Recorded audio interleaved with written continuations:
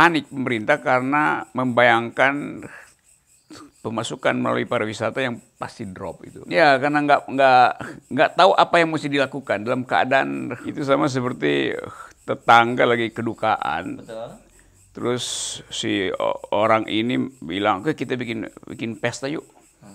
Mumpung tetangga lagi kedukaan, artinya ada satpam yang lagi jaga di ujung gang. Turisnya sendiri pasti nggak mau karena turisnya punya otak gitu. Masa datang ke negeri yang potensial untuk dia ditulari. Ini bukan out of the box, ini out of the brain gitu. Yang dipamerkan ke publik dalam maupun luar negeri adalah bahwa Indonesia punya manajemen buruk di dalam mengolah opini publik.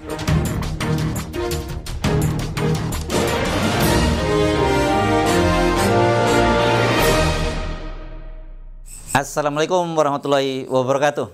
Ini juga topik yang diminta oleh para penonton channel Rocky Gerung Official ini soal corona, dan saya kira memang topik corona ini sekarang ini kan masih jadi paling bahasan ya.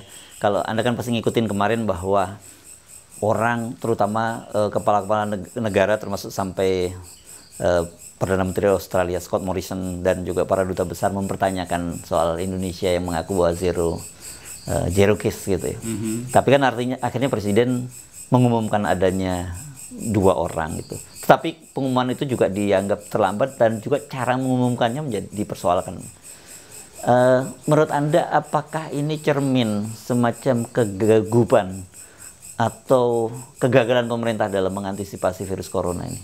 Atau percaya diri banget gitu malahan? Saya kira variabel pertama atau faktor utama adalah panik pemerintah karena membayangkan pemasukan melalui pariwisata yang pasti drop itu. Misalnya 2 juta turis Cina yang udah pasti potensial tidak lagi bisa memasukkan devisa itu. Jadi mendua pikiran pemerintah antara kebutuhan devisa dan kecemasan terhadap virus ini. Nah, itu yang menyebabkan nggak ada koordinasi isu, maka setiap orang di dalam pemerintahan antara mau ngomong dan nggak ngomong, ditagih harus ngomong, keluarnya ngaco. Koordinasi siapa mesti bicara duluan juga tidak terjadi. Jadi menurut Anda, ya ini bukan soal terlalu percaya diri bahwa Indonesia tidak akan kena corona, tapi itu justru ada ketakutan semacam itu yang.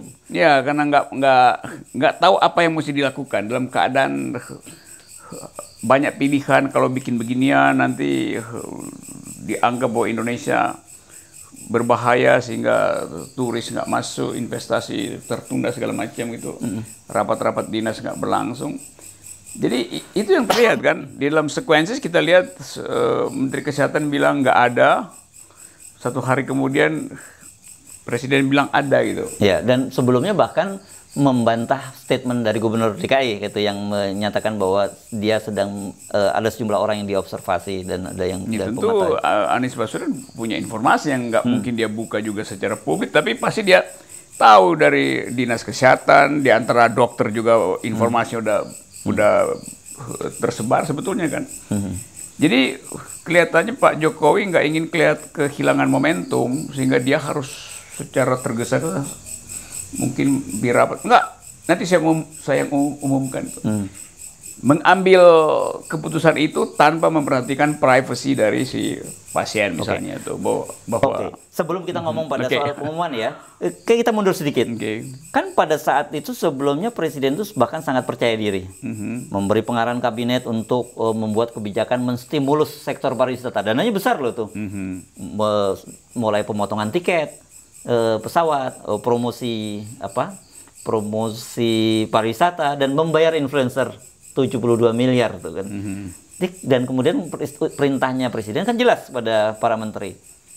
Upayakan para wisatawan yang gagal ke Cina, Jepang dan Korea untuk ditarik ke Indonesia. Di mana logikanya begitu? Itu sama seperti tetangga lagi kedukaan. Betul. Terus si orang ini bilang, oke kita bikin pesta yuk. Mumpung tetangga lagi kedukaan, artinya ada satpam yang lagi jaga di ujung gang situ. Jadi aman pestanya, nggak perlu nyewa satpam baru kan. Jadi mumpungisme ini sebetulnya yang memperlihatkan ini pemerintah yang ada etika sama sekali. Oke. Kan mestinya dalam keadaan seperti ini ya diikuti aja protokol dunia bahwa cegah lalu lintas manusia supaya mitigasi lebih mudah dilakukan. Tapi variabel humanity itu dikalahkan oleh kerakusan devisa kan? Kerakusan dan ketakutan, ya? Ya kerakusan dan ketakutan devisa nggak masuk itu. Greedy semacam ini yang satu waktu orang akan anggap bahwa Indonesia ini benar-benar negeri yang dihuni oleh para oportunis gitu, yang nggak tahu ada etika dunia yang sedang bekerja. Kan itu yang terjadi sebetulnya kan. Ya, penilaian itu yang memperburuk cara cara investor juga melihat Indonesia. Kenapa sejelek itu misalnya perangai kekuasaan itu. Orang berupaya, jadi misalnya silahkan turis masuk ke Indonesia. Lo turisnya sendiri pasti nggak mau karena turisnya punya otak gitu. Masa datang ke negeri yang potensial untuk dia ditulari. Karena sebelum presiden ngomong kan semua orang merasa Indonesia punya potensi dari segi keterbukaan imigrasi, kelengkapan peralatan penguji suhu tubuh, dari segi macam-macam kan, luasnya lalu lintas, intensifnya lalu lintas. Jadi turis kan berpikir rasional juga, ngapain gua ke Indonesia? Justru diundang itu kan ngaco kan? Kan dia udah bisa bayangkan, ya nggak bakal ada lah turis yang mau datang ke tempat yang paling potensial untuk dimampiri juga oleh si corona ini kan. Tapi kan jangan-jangan gini, ini kan cara pandang negatif yang Anda sampaikan. Kalau kita positive thinking kan ini cara berpikir out of the box gitu. Ketika orang lain panik, ini opportunity gitu. Ini bukan out of the box, ini out of the brain gitu. Kan jadi out of the brain ya. Iya, tiba-tiba punya gagasan, oh hebat gagasan gue nih. Mumpung kita tarik ke sini. Turis yang nggak pergi ke Cina kita tarik ke sini. Lo turis yang nggak pergi ke Cina tahu bahwa Indonesia ngundang turis Cina masuk. Jadi ngapain dia bergaul dengan turis yang juga bearer pembawa itu.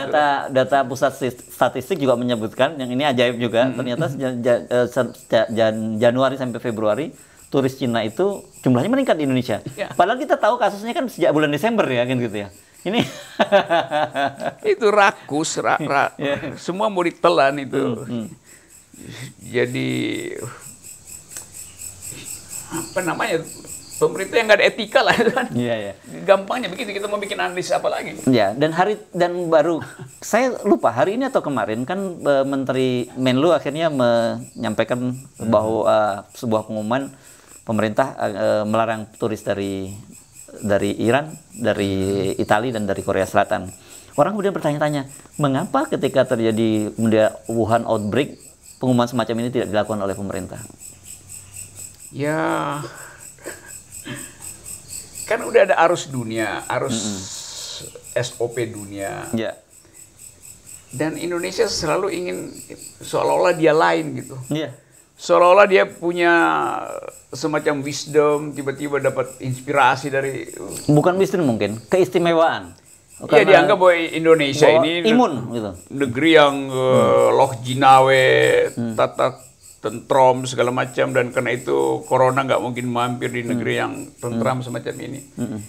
Kan pengetahuan ilmiah kita seolah-olah nggak ada gunanya kan, memakai beginian.